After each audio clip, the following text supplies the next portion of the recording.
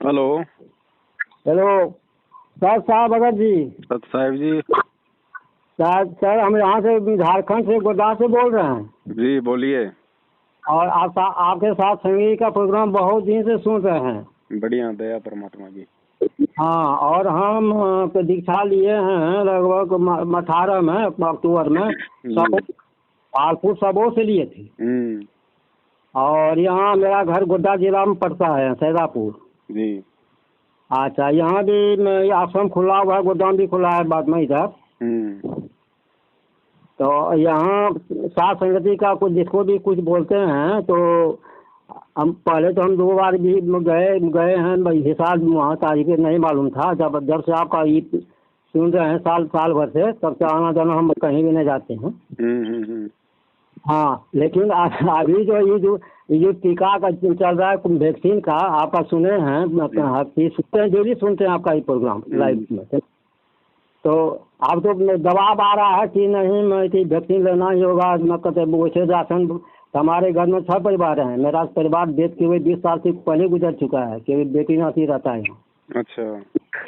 हाँ, तो ये लोगों का दबाव है कि आप नहीं लीजिएगा तो हम लोग को राशन नहीं मिलेगा। चलिए हम तो नहीं लेंगे। हमारे वहाँ से मकान अनुसार संगीत से ये आदेश है कि वैक्सीन कराती है, लेकिन सर ये कहा है कि आप तो यहाँ से और दबाव पड़ सकता है, आपको कहीं घर से बाहर नहीं निकलना है, लेना ही होगा। कोई अब तो मजबूरी बन गई। हम राशन को क्या चाहिए, 100 किलो राशन से क्या होगा हमको। ये मत कहा करो कि साध संगति से आदेश कोई किसी का नहीं है। ये तो खुद का मतलब अपना विवेक है कि हम भगत हैं भाई। ना हमें कोई रोग है, ना हमें कोई रोग होने की हमें कोई आशा है। और फिर समर्थ हमारे साथ में है। हम भक्ति किस लिए कर रहे हैं फिर।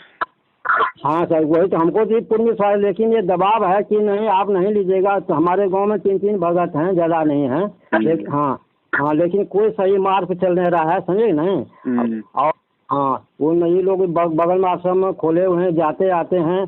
दान हम लोग कहते हैं वहाँ जाके दान देते हो, प्रवचन क्या होता है, कुछ नहीं, भंडारा होता है। भगवान को गुरु को भोग नहीं लगता है।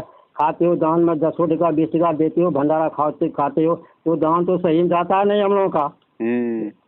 ये घर में ही भक्ति तो उत्तम होगा, यहीं करो। लेकिन आप तो है कि आप तो ये हो जाएगा भगत जी कि नहीं आपको बाहर भी नहीं जाने दिया जाएगा, बाहर नहीं निकलोगे, नहीं वैक्सीन लोगे, तुमको बीमारी हो जाएगा, दूसरे को फैलेगा। तो हम इस स्थिति में क्या करें अब। भक्ति तो अपने घर पे करो, भक्ति के लिए कहाँ जाना है। हाँ ना है ना, हाँ घरे कर रहे हैं। और दबाव है बगल प्रशासन का।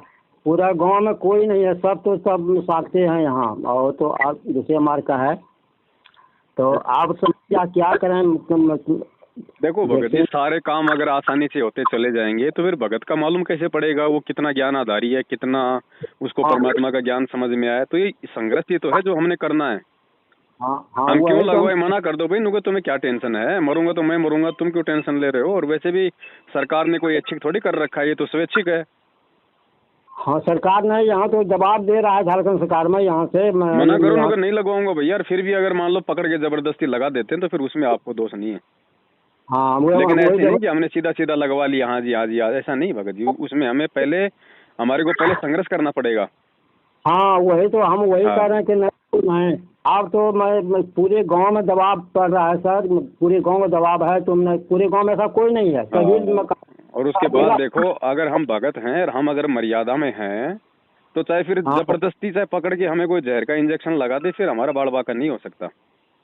वो तो बात सही है। लेकिन हमने अगर अपनी सहमति से लगवा लिया ना, हाँ, उसके बाद भगत जी आगे चल के फिर उसका परिणाम भयंकर निकलेगा। हाँ, वही तो हम समझ रहे हैं सर कि भगत जी।